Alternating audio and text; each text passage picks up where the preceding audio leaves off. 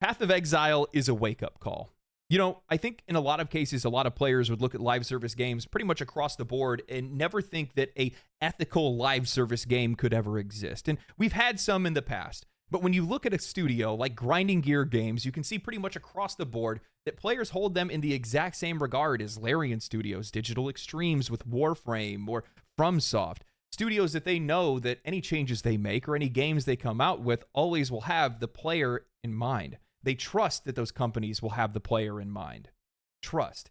Now, that's something that we rarely see anymore, especially within this industry. I know that I very rarely trust any of these companies, and the vast majority of us feel like we can't anymore, especially when it comes to live service games. That's something that we don't normally see there because, well, these are the titles that have come to symbolize everything that's wrong with the games industry today. They exploit our time and our money. They're looking to manipulate our wallets. Heck, they're trying to manipulate our minds. They're spending millions on gambling and casino research, trying to figure out how to keep players in games longer and spending more money rather than trying to deliver us meaningful content. That part always seems to be lost in the wind somewhere. Ethical, well-supported live service games seem like a myth. There's only a few of them that are out there, but that's because the vast majority of these companies do not have the respect that's necessary for the audience or the passion for creativity. I don't think, maybe it's just me, but for some odd reason, things just feel different. It just hasn't been the same for a long time. It doesn't feel like developers and publishers are making games because, well, it's for the love of the game. They're not making games that they actually want to play. It's all for investors and the money and for political or social political reasons or whatever it might be. But in the case of many of the games that I've seen be successful over the last couple of years, it ends up being those games that have that old soul, that have that old heart. When I look at a game like Path of Exile or Baldur's Gate 3 or something like that, these are the games that are succeeding right now. And Grinding Gear Games has done an incredible job at maintaining and cultivating an audience that trusts them, truly trusts them. And that's something that's really special. So today what I want to do is I want to talk about the history of Path of Exile. I want to talk about Path of Exile 2, and I want to talk about where all this is heading and how Grinding Gear Games has brought back something that this industry has lost: trust. Grinding Gear Games was founded in 2006 by 3 developers from New Zealand: Chris Wilson, Jonathan Rogers, and Eric Olofsson. Each of them brought a unique skill set to the table, with Wilson specializing in software development and Rogers and Olofsson focusing in game design and programming. Their journey began with a shared passion for action role-playing games, especially Diablo 2. Wilson, frustrated with the industry's shift towards more casual play, envisioned something of a return to the game's roots, focusing on deep gameplay, meaningful character progression, and a dark, immersive world. This vision would eventually take shape as Path of Exile. At the time, Diablo 2 was the pinnacle of ARPGs, and Wilson and his friends spent thousands of hours in its world. But after exhausting it, they had turned to other games like Torchlight, Dungeon Siege, and Titan Quest, only to find that those games didn't have that same staying power as Diablo 2. They wanted a new game to play. They recognized that there was a gap within the market. No game had captured that same depth and replayability as Diablo 2, so they decided to build something that could fill that void. A Diablo 2 successor that you could play forever. From the beginning, Grinding Gear Games adopted a simple but effective philosophy, one grounded in common sense principles. I know that's something that's relatively foreign nowadays, but I mean, if you think about it, the idea of making a Diablo 2 successor alone is already a common sense kind of thing because, well, there was a game that was out there that there was no competition for, a decade gap between releases, one of the most popular games, one of the most profitable games of all time. Why wouldn't you want to make a game that could compete with that? It's a slam dunk. The foundation of that game would be built around 5 core pillars. The first of the pillars was visceral action combat. In 2006, when they started development on the game, many ARPGs at the time had very simple combat, but they felt that a real successful ARPG needed to look and feel like real action. Many RPGs and action RPGs at the time were emulating World of Warcraft because that was the most popular game that was out. However, they wanted something more dynamic, and that's what they went after. The second pillar of theirs was randomly generated levels. ARPGs are a grind. Hundreds of hours are going to be played on a single character, and every single run needs to feel fresh and unpredictable. Otherwise, players are going to get bored. Number 3 was randomly generated items. This is the heart of any loot or systems-driven ARPG. The thrill of chance and the chase for better loot is what keeps us hooked. That's why we keep playing these games. Everyone wants to find that god roll item or the perfect combination of gear that none of their friends have or have even seen. The 4th is the most interesting one to me, and it's a secure online economy. Now, this is something that I think a lot of games overlook, and they felt the same way, and I'd argue it's one of the things that really sets their game apart from everyone else. They understood the importance of a stable, fair economy because it gives players and the items that they find more value. Because, well, now other players have a value that's associated to that item, and they can trade with other players. Not only is this making your runs more valuable because you're finding things of value, but also it's giving a lot of flexibility that's needed in a game that has so much build diversity. Number 5 is deep character customization, which pretty much ties in with everything else that's here. It's the one thing that scares players away from Path of Exile, myself included for many years, by the way. And it's the design pillar that they've sunk probably the most effort into. Players need the freedom to be able to shape their characters in unique ways. You want to have your own personal expression in the game. However, Path of Exile throws convention out the window and says that any class can be anything. A witch can use a bow and arrow, a ranger can summon armies of the dead, just do whatever you want. And that freedom is what brought so many players into this game.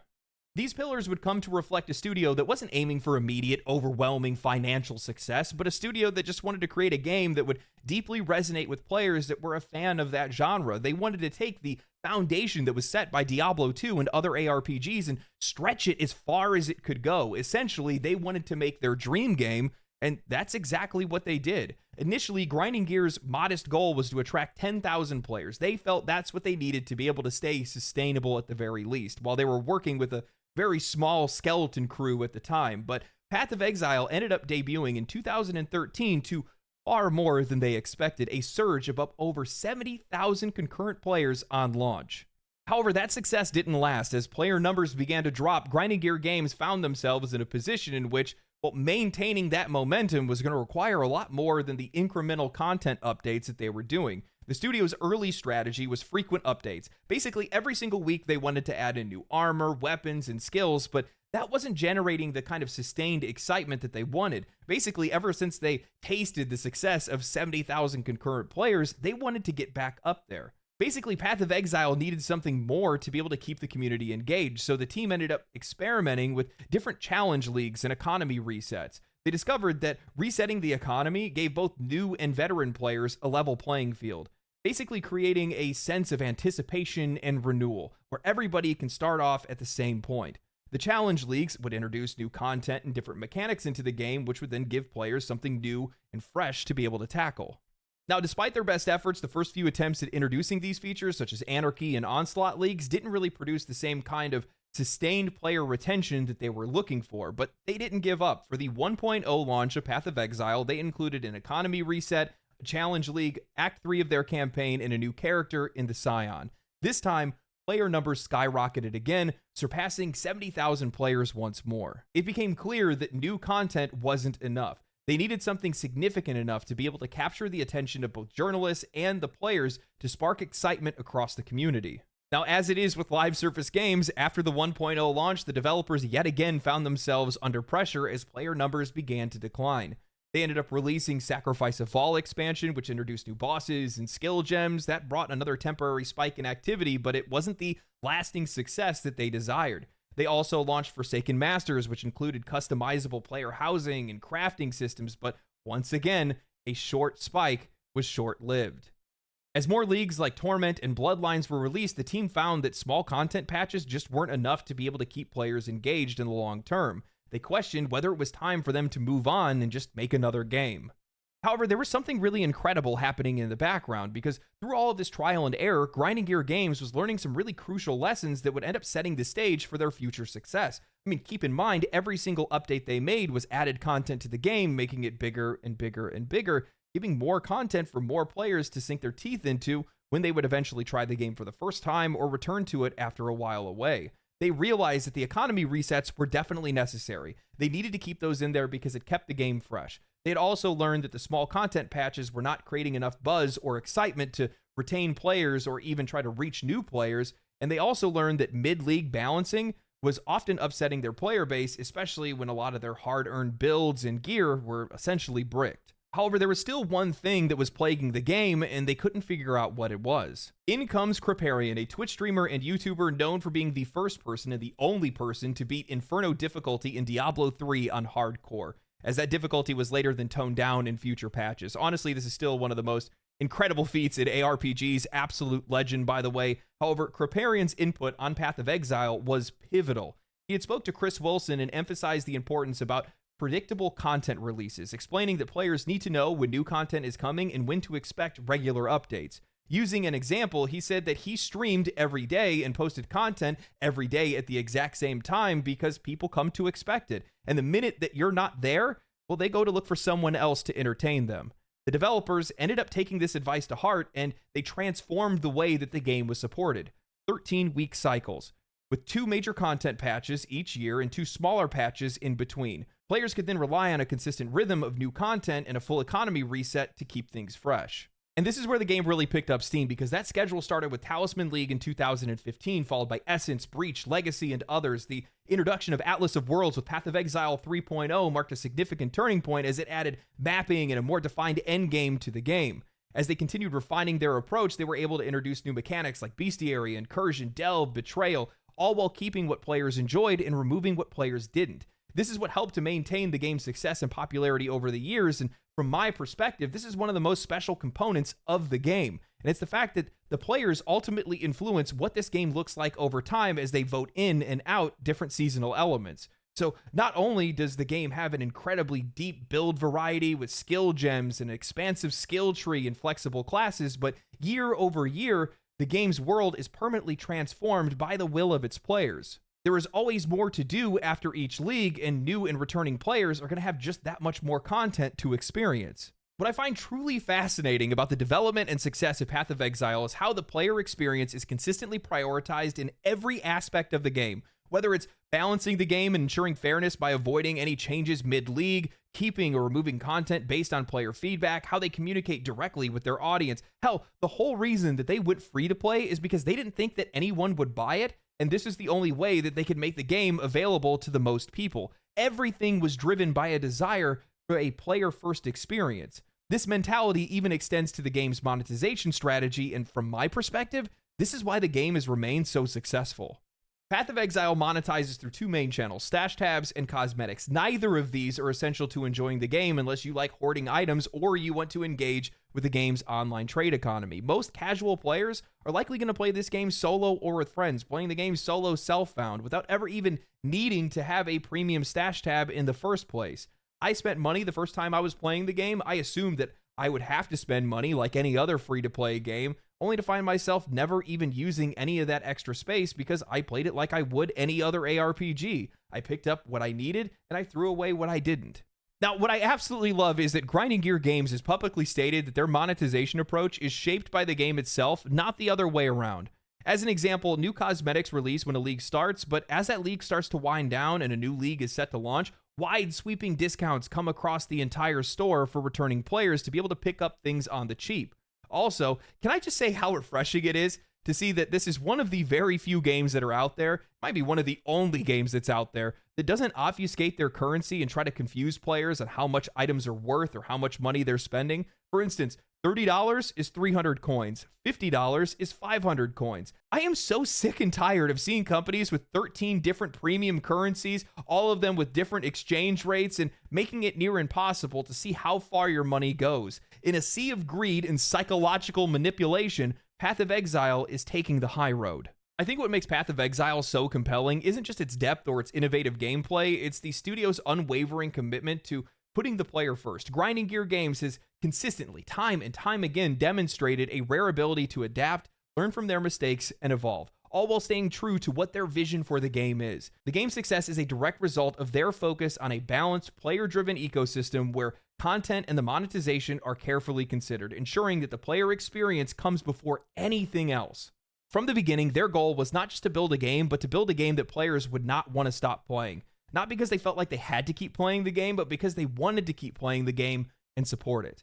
When I look at the origins and the original success of Path of Exile, it all just feels so common sense. I mean, just the idea of them making a Diablo 2 successor when there was like a 10-year gap where there was just nobody that was making a game that even stepped up to the doorstep of what that game delivered, it just makes so much sense. They just took all of the core pillars that made that game successful and expanded on them infinitely for the most part, and that's exactly what players want.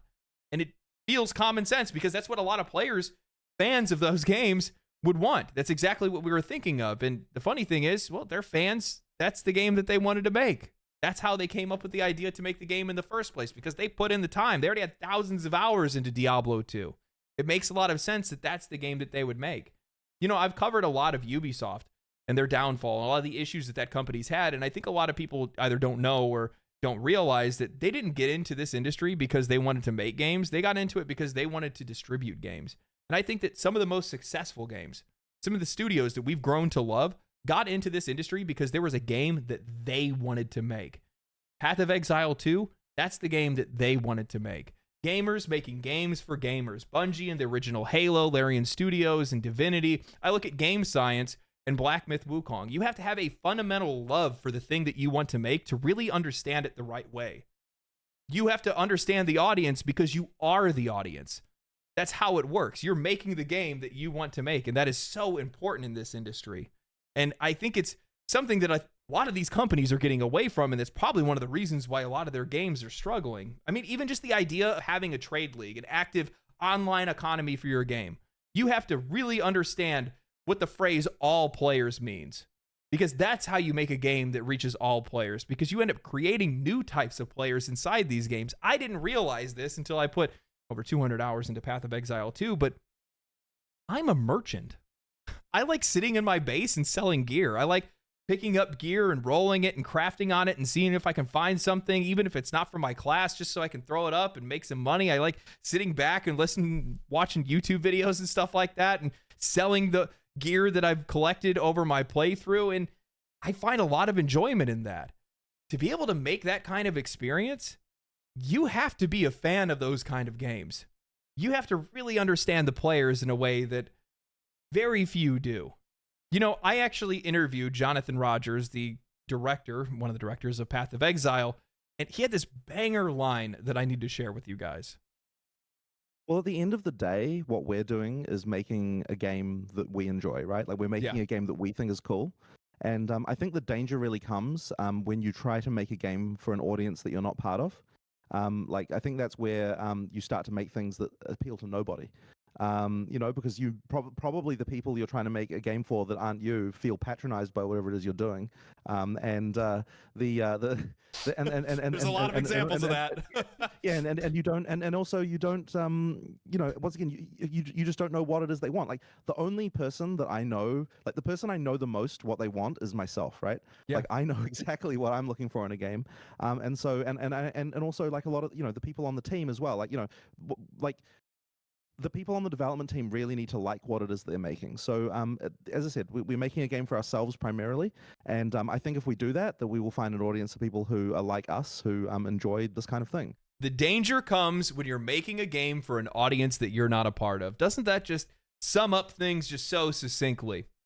You know, I look at a lot of the games that have failed over the last couple of years, especially with the live service games, and in every single case, I see a game that was made for what they thought people wanted, not for what people actually wanted, because they don't understand those things, because they're not making those games for themselves.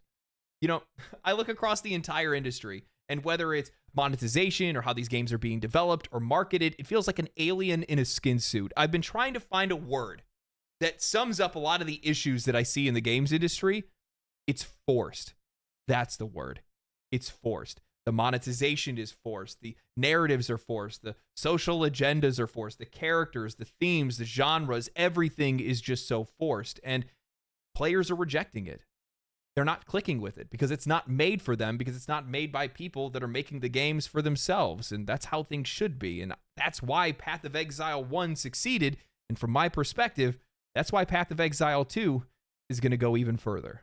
Launching into early access, Path of Exile 2 quickly soared up to over 578,000 players, more than double the peak concurrent player count of the original Path of Exile, while pulling similar numbers across PlayStation and Xbox. Now, well over a month since its launch, it's still maintaining around 300,000 players on Steam, ranking in the top 10 most played games on the platform. Now, keep in mind that this breakout success happened at the exact same time that Marvel Rivals was released to massive player numbers. While neither of these games share really anything similar outside of being a live service game, we typically see popular games being affected in some way. However, neither of these games were bothered by either release. I think it's incredibly important to take note of the fact that not only was there another popular release around the time of this game's launch, but it also happens to be a free-to-play game that's unfinished, and they were selling access to the game for a minimum of a $30 supporter pack. There are a lot of factors here to be able to turn players away, but the players ignored them, and for good reason. I now have well over 200 hours played into Path of Exile, and even as a content creator, that isn't normal for me. I tend to bounce around to different games while I work on different things or research different things. However, Path of Exile 2 has genuinely become a problem for me. I'm just going to say that it has completely ruined my entire workflow. Every single day that I sit down, I need to start writing or recording something. I tell myself, I'm just going to do a quick map or two, and then poof, my entire day is gone in an instant. Path of Exile 1 didn't click for me. I tried. I really tried. I love ARPGs. However, years of added content, systems, and depth made the original game just too big to consume. I didn't want to watch 2-hour videos to understand build crafting. There were so many mechanics and things like that to learn that I didn't even know what I should be doing and what I shouldn't be doing. And there was just so much game to play, too much game to play. For me, I would imagine it's probably the same for a lot of other players. Path of Exile 2 marked a second opportunity to get in on this game on the ground floor before this ship sets sail. A chance to understand the game on a fundamental level before the game evolves into a behemoth. And I am so glad that I did. This game is just so damn engaging, whether it's the combat, the spells, the abilities, the movement, the dodge rolling, the environments, the build crafting, or the items. Everything just draws you deeper and deeper into this game, and it doesn't let you go. I could make an entire video just talking about the boss fights in this game, the depth of their mechanics, their animations, the clear telegraphs, and their music. My gods, the music in this game. Start to finish, Path of Exile 2 feels like a more complete experience than 90% of the fully priced $70 AAA titles that I've played in the last few years. Every single time I sit down to play this game, I find something else that makes me sit back and say, damn, why is this so good? From my perspective, Path of Exile 2 feels like the first real evolution within this genre, the same way that Baldur's Gate 3 feels like the real evolution within turn-based or CRPGs, that generational leap that is damn near indescribable. I brought this up in a previous video, but I'm going to reiterate on this because this is exactly what I thought ARPGs would be like in the future. When I was trouncing around Champions of Norath, wielding swords imbued with fire and ice, jamming to Saturate by Breaking Benjamin, daydreaming of what games I would play as an adult, this is exactly that game. It captures the essence of a true journey, that quest for power that many of us have been seeking. From the moment that you begin, either if it's your first character or if you're playing the game solo self-found, the game hits hard.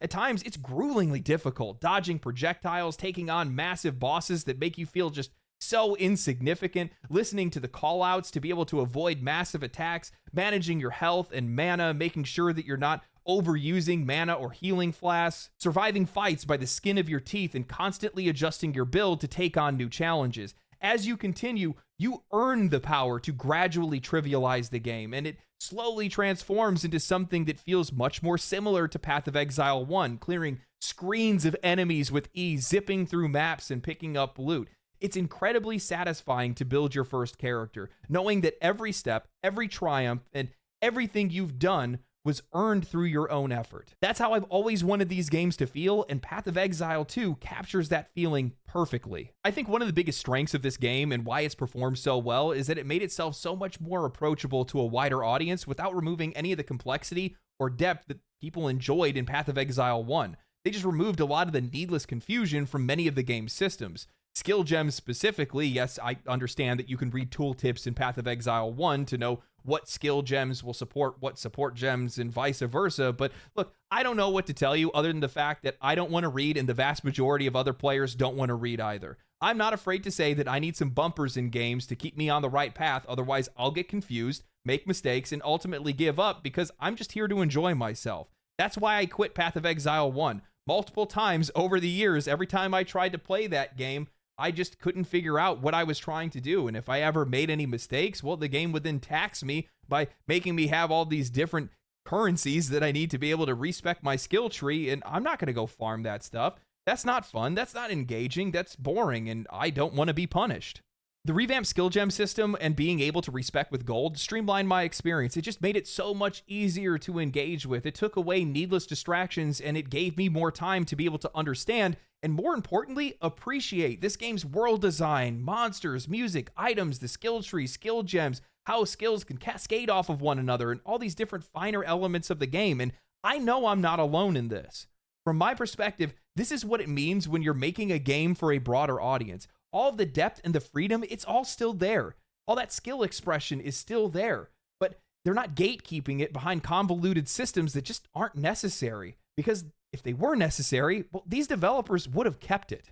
How do I know that? Because there is so much care, attention to detail, and respect for the audience's intelligence and maturity in this game. Act 3 spoiler warning, but in the final act of this game, in the final act of early access, you go back in time to the Vol Empire. You make your way through this ancient city, colorful, beautiful, and prosperous. As you continue to make your way up the steps, each area hints at something darker.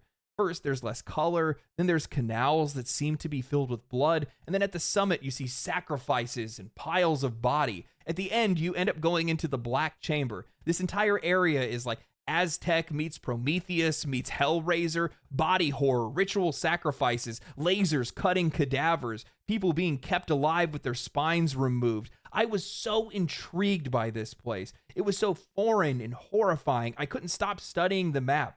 The creativity, imagination, freedom, and sheer disregard for anyone that could be offended by this. This is only possible when you have a studio and leadership that cares about making their game. That's exactly what kind of game this is. It's so rare to see a studio that develops a game that's really their own, and Grinding Gear Games owns Path of Exile 2. This goes back to a discussion that we had previously, studios and publishers creating games for audiences that they're not a part of. Good games, from my perspective, translate across generations. You don't need to water down the mechanics or your story. You don't need to simplify the gameplay. You don't need to talk to the players like they're children.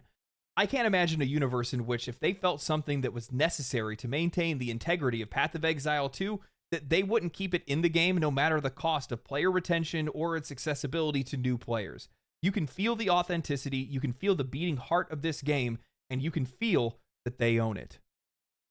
This is going to be a topic for a future video. I just have to write the script for it and actually do a lot of the research. But have you guys noticed that over the last few years, making a game for everyone means making a game that won't offend anyone? It's not about the content that's delivered. It's not about what the game is actually going to be like. It's about making something that's going to look good in the eyes of critics, in the eyes of the media, in the eyes of social media more than anything else. How are you supposed to make anything that's authentic, creative, or engaging if you're so worried about hurting someone's feelings? That's just not where their priorities are. Path of Exile 2 is definitely not worried about stepping on anybody's toes, that's for sure. And I think that's where the industry has faltered over the last couple of years. I mean, look at the state that things are in. We have mature rated games that are coming out that feel like they're made for elementary school kids. Characters with interchangeable personalities, romances, and relationships that are so flaccid that you wonder whether or not the writers even have interacted with human beings outside of Reddit, lowering their standards constantly, either through gameplay or through the game's narrative, ultimately damaging the quality of that game in the end. They don't know who to listen to. They keep paying attention to the wrong things. I think that's why Path of Exile is so special. I think that's why Path of Exile 2 is so special, because they've come to realize when to listen to themselves and when to listen to their audience. They know when to listen to the audiences that they don't have yet either. That's a really tough balancing act to be able to pull off, because you have to be able to know when and when not to listen to all those people, because all of their feedback at any given time is going to either be valuable or detrimental to your game. And I think in a lot of cases, some studios just turn off the sound entirely. They just don't listen to anybody, and they just go off of what, I don't know, maybe some marketing team wrote down or something like that. You know, I look at a game like Halo Infinite, right? And this is a really good example of this. They listened to the veteran player base, the veteran Halo player base that was like, no battle royale. At the peak of battle royale popularity. While that game had a litany of issues, you don't think that that probably would have helped the game's popularity a little bit? I mean, come on. It would have given it a little bit of something. Grinding Gear Games proves over and over again throughout the entire history of Path of Exile 1, and now they're doing it again with Path of Exile 2, and we're going to get into that. But they know when to listen to their audience, and they also know how to have humility when they're wrong. Because you also have to be able to admit that you're wrong at different times. Because I'm sure there's some things in the game that are in there right now that the players hate, that the developers think needs to be there. And at one point in time, they're going to probably just give it a chance and see how it goes. But you also know how, you got to know when to be able to put your foot down and say no in some cases. Because I've seen, the whole reason I'm bringing this up is because I've seen a lot of people that have been talking about the skill gem system and how it needs to revert back to Path of Exile 1.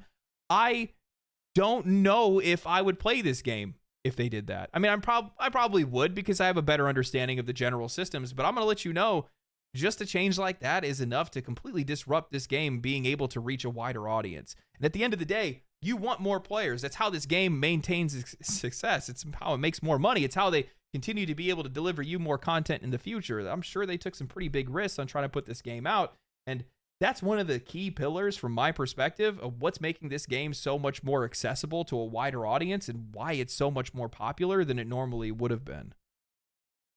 You know, I think that's one of the reasons why players have come to trust them. It's because they know when to listen and they know when not to. They know how to prioritize whatever their creative vision for the game is and how to also listen to their players when it really matters. And that's something that I think that they've really done a good job at cultivating over the years. That's the audience that they've created. That's the community that they've created. And from my perspective, that's the most valuable thing that the industry needs to learn from Path of Exile 2.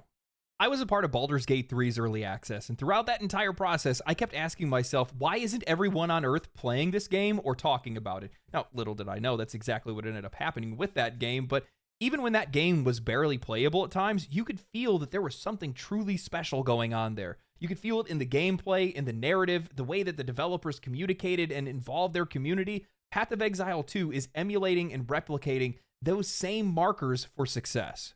Path of Exile 2 is using early access in the way that it's meant to be used. They're directly engaging with their community, and every action they take feels like a refreshing contrast to how players are often treated by other studios and publishers. Too often, players are treated like the enemy or cash cows, and it's no surprise why those games end up failing. When I interviewed Jonathan Rogers, I had one burning question about the game's monetization. In an industry that is constantly trying to squeeze its customers, why would Grinding Gear Games transfer all of their purchases from Path of Exile 1 to Path of Exile 2? From a business perspective, they were leaving money on the table. Why not just reset everything and start everybody off fresh in a new microtransaction ecosystem? What are the incentives that we as a company will have depending on how we structure this? So I'm like, okay, if we make sure that the microtransactions span across both games, that means that as a company, we will have an incentive to make sure that Path of Exile 1 continues to receive content, because we will still be getting monetization from that. Because the feeling that players will have is that PoE 1 is still getting, because PoE 1 will still be getting monetization because of the fact that all that stuff goes back as well as forwards. That means that we'll always be incentivized to support it. So effectively, I wanted to build into what the company is doing, a way to incentivize us to do the right thing here. And so that's part of the reason why we did it that way. It doesn't matter for those things, right? If our goal is long-term success of PoE 2 and 1, then it really, we can make this, and I don't think it should really hurt us at all in the long term. So I think just for several reasons, it was the right move to do. And obviously players, are very happy about it as well. It makes the people who played the game before feel valued, and we're not just going to throw this stuff in the garbage whenever we decide to do something new, which I think is very important. There's that feeling of we actually care about all of that stuff that we sold you before. So I think that all of that stuff combined really does just make for, to me, a no-brainer decision.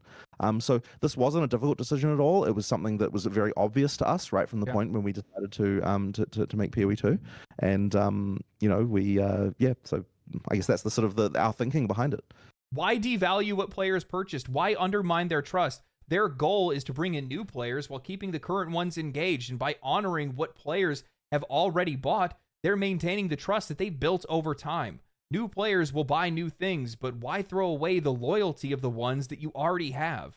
Look at the industry today, Jagex and old school RuneScape putting out surveys wanting to put an ads into their game and make account security a paid feature, or Ubisoft, who, quote, accidentally put ads into their pause menu and then claimed it was a bug later, or their statements about how players need to get used to not owning games for them to be able to use their rental services. Like a Dragon Infinite Wealth put New Game Plus behind a paywall. The industry continues to push monetization tactics that devalue the player's experience, while developers like Grinding Gear Games are choosing to, well, give back, supporting their audience with free and meaningful content while also respecting the content that those players spent money on. This player-first mentality is woven throughout everything that Path of Exile 2 has done so far. I remember when I was talking to Jonathan Rogers about their decision to shift their focus from the campaign to the endgame, his reasoning felt like pure common sense. Games like this are defined by their endgame. That's why players keep coming back. And if they didn't have an endgame that was solid, or if an endgame wasn't there, then they would find themselves in the same position that Blizzard did with Diablo 4, promising an endgame later. And that's a much harder hole to dig yourself out of rather than fixing a couple things or adding a campaign.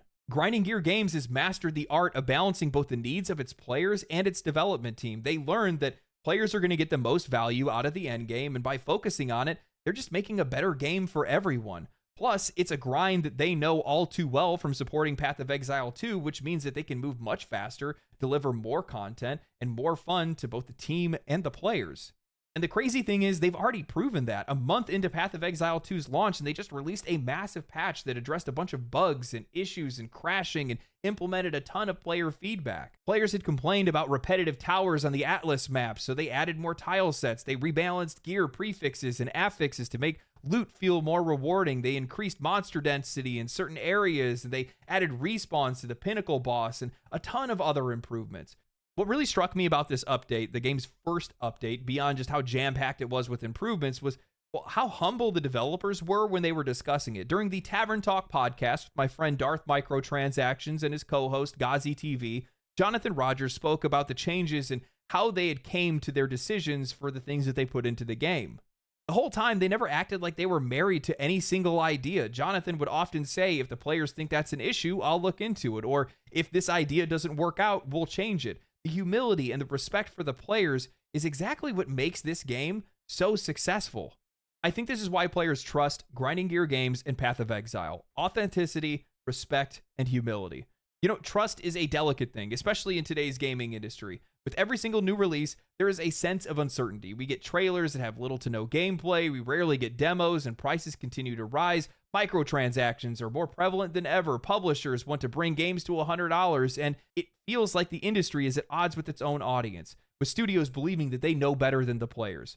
Games often now come with their own agendas, or they have some attempt to deceive the player base in some way, shape, or form, and year after year, trust is eroding from this industry. I think it's crazy to look and realize that this game is only half of a game, half of the classes, half the gear, half the skills, half the campaign, half of everything. And we're seeing this much support and authenticity. And I'm hoping that players aren't taking this for granted, because this is an incredibly special moment for Path of Exile and just games in general, because on full release, this game is going to be a monster, and it's going to be something that's going to be remembered forever. Path of Exile and Grinding Gear Games stand apart because they are redefining what trust looks like within the gaming industry. Through their transparency, respect for their players, and their commitment to creating value rather than extracting it, they've created a game and a community built on genuine respect. In a time where many studios are more concerned with profit margins rather than the player experience, Path of Exile has become a rare example of how trust can still thrive within this industry. I think that the video game industry is headed for a significant shift, a major transformation, because I think that over the years, as the industry has grown and as more investor interest has come in, and it's just gotten so much more corporatized, there's all this different money flowing in from all over the place. You had a bunch of leadership that came from different industries that thought they could make a life for themselves here. And when you don't have creatives that are the ones that are leading the charge, they make products that fail, because you have to be both the creator and the intended audience to be able to reach some of these audiences in the first place. You know, when I look at, Ubisoft, EA, Activision, Blizzard, these companies that have already successful live service games, and then I look at some of the failures in live service that we've seen over the last couple of years, you see how these games basically just straight up copied the same formula that was successful for some of these other games, and it makes a lot of sense why those games failed.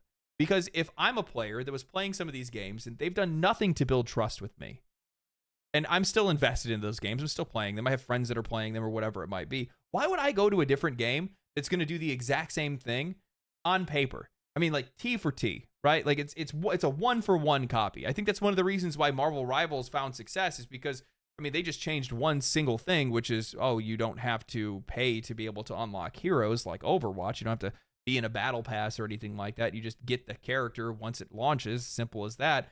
And that's enough to be able to turn players in the other direction, because that generates some level of trust, because they go, oh, these guys aren't trying to, beat me over the head and steal my wallet every single chance that they get. They look at it even as a small sign of trust, and they go for it. I've talked about this a couple times. This is another like one of those random video ideas that I'll put out at one point in time. But I do think that I don't think that the silent majority exists the same way that it used to. I brought this up in another video, but I think with the growing influence of social media, that even if players are not directly engaged with a game or with the game's audience, or the community feedback or whatever it might be, maybe they're not watching the YouTube videos or whatever, I think they're still indirectly influenced by the things that are going on with those games. So as an example, with Baldur's Gate 3, do you guys have any idea how many people had reached out to me that had either heard about the game through somebody else? They heard about how it didn't have microtransactions or whatever it might be. They hear about how well they treat their player base from somebody else, and then they want to come and try the game. That happens a lot, because maybe you have a friend that's really engaged in these communities and these conversations, but that friends end up recruiting the rest of their friends and bringing those people in to come and play these games. Yeah, I think that's what's selling games right now. I think authenticity and respect and trust are the things that are on sale. I think those are the things that players are attracted to. I hear that a game doesn't have microtransactions. I'm more interested in it. I hear a game doesn't have its own odd agenda. I'm interested in it. I hear a game is made because it's the creative vision that they genuinely have. I'm interested in it. And that's the thing that's really pushing out a lot of these games. And if you look back at some of the most successful games that we've had over the past couple of years, those are those games. Those are the things that the players are talking about the most. And that's ultimately what led them to buy those games in the first place. And I think that's probably the biggest lesson that the industry needs to learn. I've been having an absolute blast with Path of Exile. The entire time that I've been sitting here, I've been itching to get back to playing the game. I'm basically spinning in circles right now because I still haven't fought the pinnacle boss or anything like that, but I've just been having so much fun playing the game. It's been great playing it with friends too. I've had friends that have gotten into the game that I would have never thought would have played this game. And they are in way deeper than I am. I'm talking like I got a buddy of mine, it's like 350 hours in, and I'm like, you have a job. How do you even do that? But I'm really excited to see what this game's future is. I really am, man. I've had so much fun with this game. I said it before. It's giving me the same vibes as Baldur's Gate 3, and that was such a special experience. And it's going to get the same kind of support. What can you say, man? It's exactly what you want. So anyway, I hope you guys enjoyed the video. If you guys did, make sure you guys like the video, subscribe to the channel, follow me on Twitch. Maybe I'll put a link on the video. If I don't, it's going to be in the description or in the pinned comment down below. Outside of that, my friends, stay cool, stay righteous, stay safe, and I'll see you in the next one. Peace. Family, family, family, family.